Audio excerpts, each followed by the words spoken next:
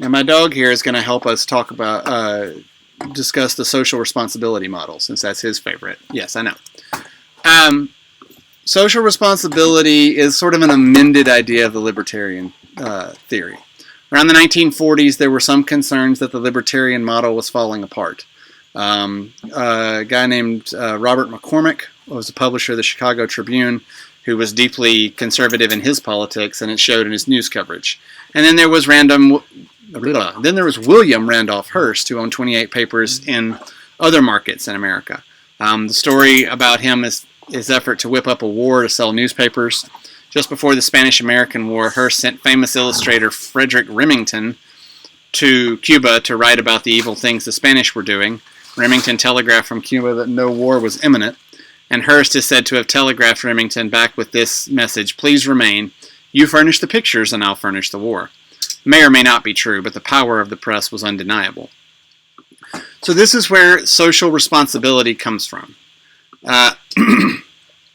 In a 5-year effort, there was a group of scholars led by University of Chicago President Robert M. Hutchins in 1947, argued that the libertarian model was in trouble for the reasons we talked about. So they argued for social responsibility. 5 things. 1, a truthful, comprehensive, and intelligent account of that day's events in a context which gives them meaning.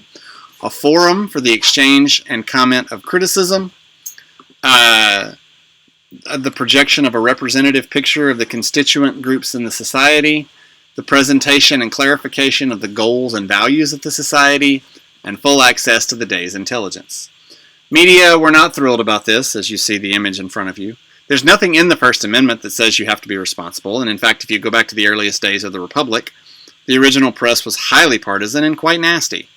And nobody, whether it be the government or a bunch of do-good or eggheads, should ever try to tell mass media what to do. But a lot of our current mass media is, in fact, built on this model.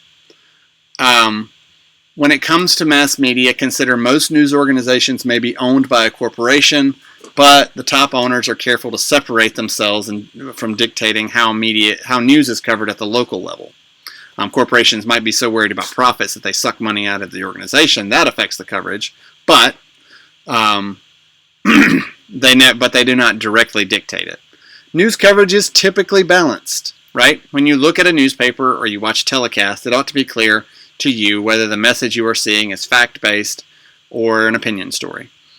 The balance exists to attract, partially to attract more readers, but also because that's just sort of an ethical principle. And there's also criticism, right? The Poynter Institute, a journalism think tank, hires people to collect news stories about the news industry. So when a paper cuts jobs, you'll hear about it. When a TV person is caught sleeping with the mayor, you hear about it. And when a reporter is fired for plagiarism, you hear about that as well. And that site has changed behavior because its bosses are afraid of how it's going to look.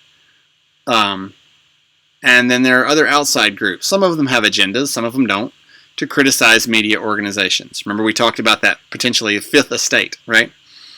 Also, news organizations have hired, a lot of bigger news organizations have what are called ombudsmen, hired by the news organization to write independently about their coverage. Ombudsman is Swedish for accuser. The New York Times, the Washington Post have one, and so does ESPN. So the joke in the news business is doctors bury their mistakes, journalists print theirs.